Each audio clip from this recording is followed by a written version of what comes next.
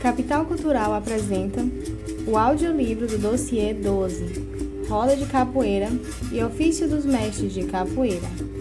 Autor, DPI e Instituto do Patrimônio Histórico Artístico Nacional. Edição 2014.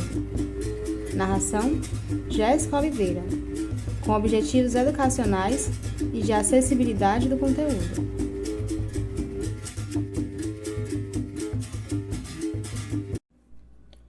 Subtítulo: O processo de folclorização e esportização, 1950 a 1970. Apesar de os anos 1950 terem sido bastante efervescentes para a capoeira baiana e de haver um aumento do interesse de famosos intelectuais de diversas áreas pela arte da vadiação, existe uma lacuna muito grande no campo da pesquisa sobre essa época, inviabilizando uma análise mais profunda da prática da capoeira e do cotidiano dos capoeiras no período. Até hoje não foi feito um levantamento sistemático das notícias e das reportagens publicadas sobre o assunto nos jornais e nas revistas da época. No entanto, por meio de depoimentos orais e de algum material já coletado na imprensa baiana, pode-se supor que nesse período a capoeira estava bastante difundida, com um número significativo de praticantes, espalhada por diversas camadas sociais, foco de atenção do noticiário nacional e fonte alimentadora de diversas linguagens artísticas, música, dança contemporânea, teatro, artes plásticas, etc. Seus principais mestres, Bimba e Pastinha, já eram conhecidos nacionalmente e em viagens para outros estados do Brasil, difundiam a capoeira baiana, que a cada dia ia se afirmando no cenário nacional como, entre aspas, o jogo da capoeira. Nesse período, quando se faz referência à capoeira, esta é imediatamente associada à Bahia, que passa a ser considerado seu berço. Além disso, nesse momento, tal manifestação não é mais vista como uma marca do atraso e da barbárie, mas como símbolo da cultura baiana e brasileira. É a partir dos anos de 1950 que o berimbau passa a ser usado como um símbolo de identidade da cultura baiana, em especial o berimbau pintado, obra de mestre Valdemar. Nesse novo cenário da capoeiragem baiana, dois mestres ganham destaque: Valdemar da Paixão, da Liberdade e Cobrinha Verde.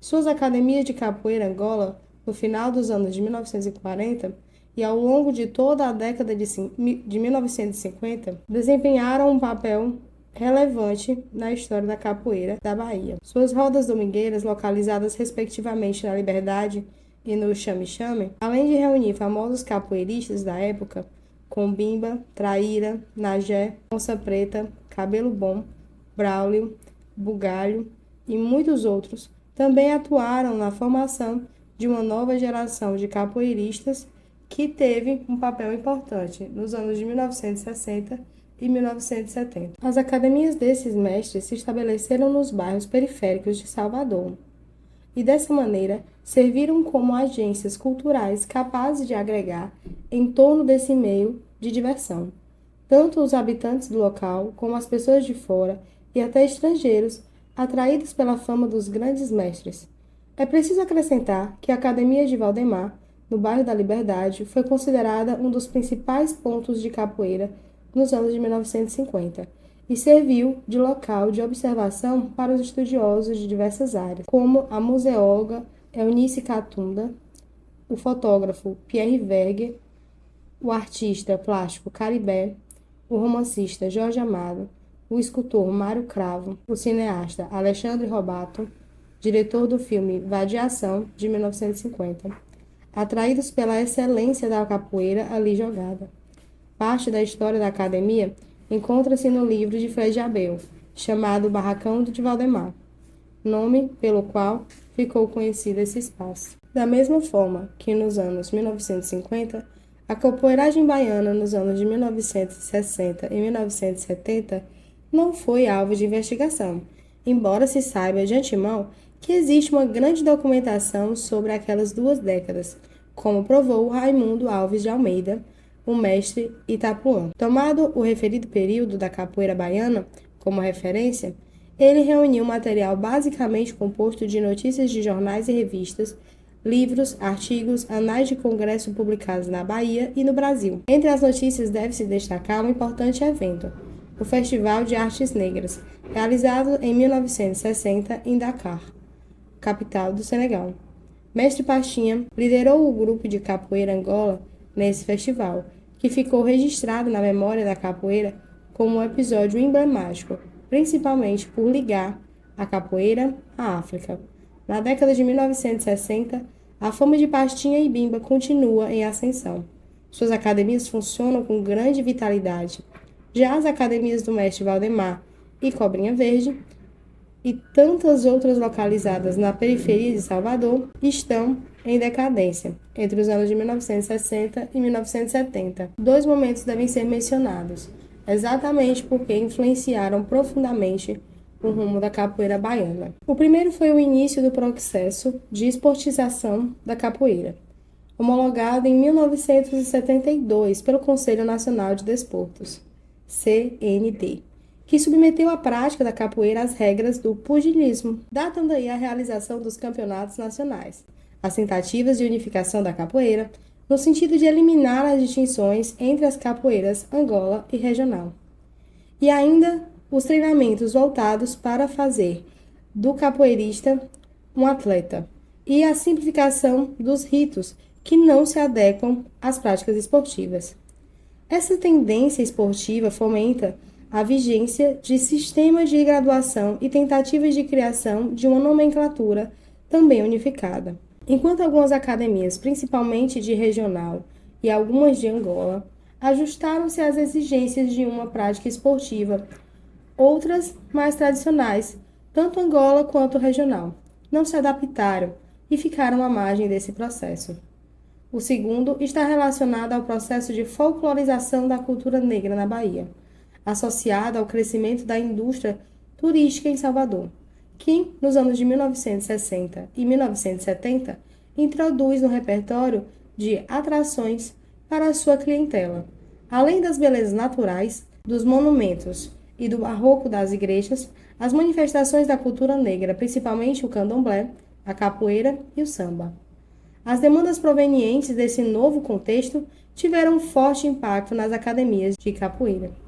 Muitos de seus membros passavam a compor grupos folclóricos que surgiram, liderados por empresários, pesquisadores e capoeiristas, os quais, embora ainda não fossem mestres, tinham capacidade de gerir o próprio grupo.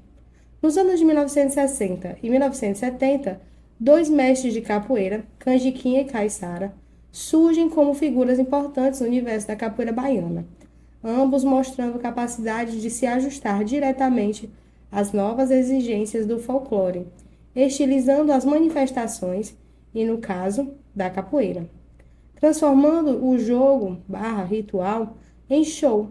A atuação desses mestres no sentido da transformação do jogo em espetáculo vai romper com a bipolarização da capoeira da Bahia em torno dos mestres Pastinha e Bimba. As principais lideranças da capoeira na época se voltaram de forma preferencial para atender às demandas do mercado turístico, por causa de sua rentabilidade. Ainda que pouco significativo do ponto de vista financeiro, os ganhos com as apresentações folclóricas superavam os que se podiam conseguir com o ensino da capoeira. Esse fato comprometeu o funcionamento de muitas academias, principalmente em relação à formação de novos capoeiristas, porque as atividades das academias eram mais voltadas ao treinamento/ensaio dos shows folclóricos do que às aulas propriamente ditas. Apesar dos problemas trazidos pela folclorização da cultura negra, não se pode deixar de reconhecer que esse fenômeno contribuiu significativamente para a expansão da capoeira baiana pelo Brasil. Além disso, com a migração de baianos para o Sudeste brasileiro, em busca de melhores oportunidades de vida. Uma leva de mestres capoeiristas chegou ao Rio de Janeiro nos anos de 1950. O mais importante deles foi Arthur Emídio, que vinha de Itabuna, região do Cacau, na Bahia. Mestre Arthur Emídio trouxe uma capoeira que não tinha ligação com a capoeira Angola de Pastinha, nem com a regional de Bimba. Tinha uma movimentação veloz e eficaz marcialmente, tanto que chegou a competir nos ringues com lutadores de outras artes marciais. No entanto, foi derrotado por um aluno do mestre Silzinho, chamado Ismanir. Ainda que tivesse ênfase na marcialidade, Arthur Emídio, ao contrário de Sinhozinho, mantinha a orquestração musical e fazia apresentações folclóricas. Instalou-se na academia da Zona Norte do Rio de Janeiro e se tornou um dos capoeiristas mais famosos da cidade. Mestres cariocas importantes como Leopoldina, Celso do Engenho da Rainha, Paulo Gomes, Djalma Bandeira e Vilmar foram seus alunos, o que dá uma dimensão de sua influência na capoeira praticada na Zona Norte carioca. Nos anos 1950, conforme relatou mestre Vilmar, abre aspas. Eu aprendi com o mestre Djalma Bandeira, que dava aula em Olário, a mando de mestre Arthur Emídio, que na época, para difundir a capoeira, foi lutar com os Grácias nos ringues, porque antigamente o Brasil parava para ver essas lutas na TV continental. Então, de um lado, Arthur Emídio, que foi propulsor da capoeira no Rio de Janeiro, e do outro, Djalma Bandeira, dava aula de capoeira. E eles se juntavam nos fins de semana para fazer a exibição em locais considerados de elite, como a Universidade Rural, a ACM na Lapa e a Sociedade Pestalozzi do Brasil. Foi quando eu fui indicado para dar aula, pois os garotos gostavam de mim, porque eu tocava berimbau e gingava, e eles achavam aquilo incrível. Fecha aspas. Enquanto o mestre Arthur Emídio ensinava capoeira na Zona Norte do Rio de Janeiro, um outro movimento de capoeiristas surgiu na Zona Sul carioca. Em 1964, os irmãos Rafael e Paulo Flores retornaram de uma viagem à Bahia, onde treinaram capoeira durante alguns meses com o mestre Bimba. Resolveram continuar com os treinos no terraço do prédio, em que moravam em Laranjeiras. Outros jovens foram chegando, como Gato, Gil Velho, que tinham tido experiência de capoeira com alunos de mestre Sinhozinho. Em 1966, mestre Bimba esteve no Rio para realizar o show folclórico Vem Camará e visitou os jovens que haviam se intitulado Grupo Senzala. No ano seguinte, 1967, o Senzala ganhou a competição de música e jogo chamada Berimbau de Ouro, que tinha mestre Arthur Emídio como juiz.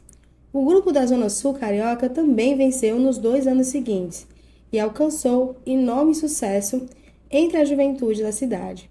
Ainda assim, a percepção de que estavam distante dos fundamentos da capoeira baiana fez com que os principais capoeiristas do Senzala retornassem a Salvador.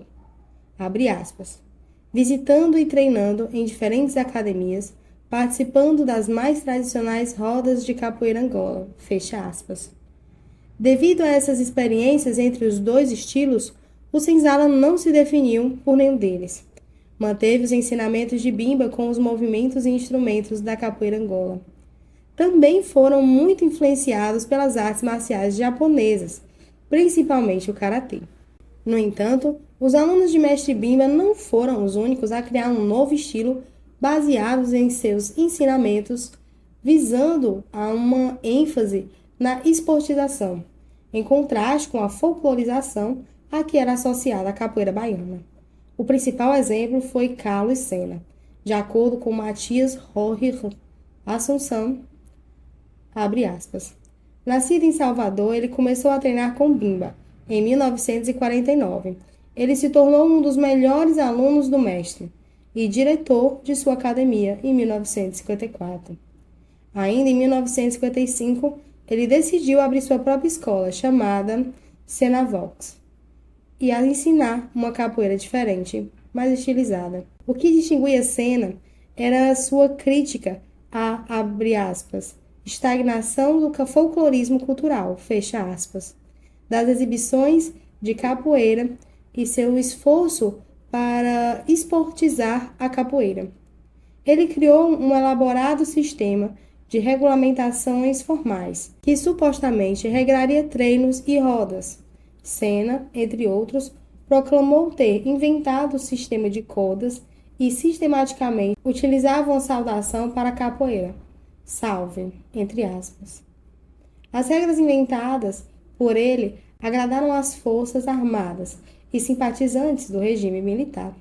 Ele também retribuiu para as regras técnicas da capoeira adotadas pela Confederação Brasileira de Boxe em 1972.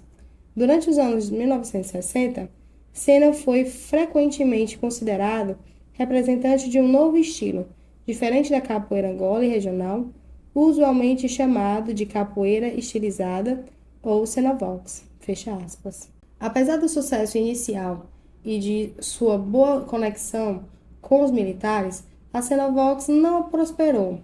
A insistência da hierarquia e na disciplina militar entrou em desacordo com o processo de deslegitimação social da ditadura nos anos 1970. Quanto à polêmica em relação à criação do sistema de cordas, o certo é que seu uso foi institucionalizado em 1972, apoiado pelo nacionalismo militar. A Confederação Brasileira de Boxe determinou que a capoeira, assim como acontecia nas artes marciais orientais, deveria graduar seus alunos, mas ao contrário das faixas, utilizaria cordéis, com as cores da bandeira brasileira: branco, verde, amarelo e azul. Embora essas cores não fossem adotadas por todos os grupos, o sistema de cordas passou a fazer parte da capoeira de forma predominante a partir dos anos de 1970. Um modelo novo, que fundia elementos da capoeira regional e Angola, surgia no sudeste do Brasil, difundindo-se pelo país e mais tarde pelo mundo. Além do senzala, outros grupos seguiam essa tendência que iam surgindo em São Paulo. Desde 1960, um grupo de mestres baianos começou a ensinar a capoeira paulista. Abre aspas. Suassuna, Brasília, Joel, Gilvan, Paulo Limão, Silvestre, Ananias e, durante os anos 70, Ayrton Onça e Acordeon. Alguns eram pupilos dos famosos angoleiros Canjiquinha, abre parêntese, Brasília, Ananias, fecha parêntese, ou Caiçara, abre parêntese, Paulo Limão, Silvestre, fecha parêntese. Enquanto outros tinham vindo da Escola Regional de Bimba, Ayrton Moura e Acordeon, fecha parêntese, fecha aspas. Foram também responsáveis pela criação da Federação Paulista de Capoeira em 1974, instituição em que endossava as regulamentações esportivas criadas para a capoeira. Influenciados pelas sequências de Bimba, os grupos cariocas e paulistas incorporaram à sua prática movimentos e instrumentação da capoeira Angola. Uma das suas características principais é o uso de cordas para graduar os jogadores. Essa modalidade ainda não tem um nome consensual entre os capoeiristas. Uns preferem chamá-la, entre aspas, capoeira contemporânea, outros, entre aspas, capoeira de vanguarda, e há ainda os que nomeiam como, entre aspas, capoeira atual ou simplesmente, entre aspas, capoeira hegemônica. Os grupos que se tornaram os principais representantes dessas tendências no Rio de Janeiro são Senzala, Abadá e Capoeira Brasil. E em São Paulo, Cordão de Ouro e Cativeiro. Na mesma época em que essa modalidade se definia e difundia em Recife, a cidade histórica da arte, a capoeira encontrava-se resumida a 3 academias, conforme contou mestre Coca-Cola. Abre aspas. Quando eu montei minha academia de capoeira em 71, por aí, começamos a trocar ideias com mais 2 academias daqui. Uma era do Paulo Guiné, de Três Carneiros, e a outra do Pirajá, do Morro da Conceição. Não sei informar em que ano eles começaram. Acredito que foi nesse mesmo período. Porque Pirajá era daqui, foi para Rio de Janeiro e voltou. Eu sei que comecei a jogar capoeira em 1963 e 1964, mas a academia é da década de 70. Antes existia uma ou outra pessoa que jogava capoeira, como o Luciano Vitella, lá da Piedade, e o Lula, e o Paulo Cristo, que aprenderam também com o Marcos Natal. Eu penso que esse meu mestre, o Marcos Natal, foi quem deu o pontapé inicial, porque foi com ele que começamos a aprender. Ele passou uns 5 ou 6 anos aqui e foi embora para o Rio, porque a família dele foi transferida para lá. Fecha aspas. De acordo com o mestre Coca-Cola, o seu, entre aspas, primeiro mestre, chamado Marcos Natal, era de São Gonçalo, município do estado do Rio de Janeiro. A reorganização da capoeira em Recife e Olinda, a partir dos anos de 1970, se deu, em grande parte, devido a essa expansão, que teve no primeiro momento a influência da capoeira baiana, mas que depois se difundiria a partir do Rio de Janeiro e de São Paulo. Contrariamente àquela expansão da capoeira, os velhos mestres da Bahia viviam em sérias dificuldades. Mestre Bimba morreu em 1974 em situação precária e longe de sua terra natal, em Goiás. Em 1981, foi a vez de Mestre Pastinha morrer, pobre e cego, no cortiço do Pelourinho. A capoeira Angola, principalmente, vivia em momentos de esquecimento. Um dos principais responsáveis pela sua revitalização foi Mestre Moraes, baiano que se iniciou na capoeira Angola ainda criança, aos 8 anos, quando começou a ter aulas no Centro Esportivo de Capoeira Angola, SECA, de Mestre Pastinha. Em 1980, criou o Grupo de Capoeira Angola Pelourinho, GCAP, no Rio de Janeiro. No ano seguinte, Mestre Moraes retornou a Salvador e liderou um movimento de revitalização dos antigos mestres angoleiros, promovendo oficinas no Forte de Santo Antônio, onde fixou sua academia, e já se encontrava Mestre João Pequeno. Apesar dos deslocamentos e das mudanças de contexto, as tradições locais e o passado histórico influenciaram a capoeira que se redefinia nas cidades. Em Recife, a capoeira se manteve voltada para a luta. O jogo é mais duro, o que remete à tradição dos antigos capoeiras pernambucanos, conhecidos como bravos e valentes. No Rio de Janeiro, a figura do capoeira é sempre ligada à do malandro, personagem emblemático da cultura popular carioca. A partir dos anos de 1920, Salvador, por sua vez, permanece no imaginário coletivo, como berço e meca da capoeira, cidade santuário das antigas tradições, apesar de afirmações como essa gerarem polêmicas e controvérsias. É correto afirmar que a capoeira baiana influenciou, de forma decisiva, o modo como o jogo é praticado desde os anos 1920 no Brasil e no mundo.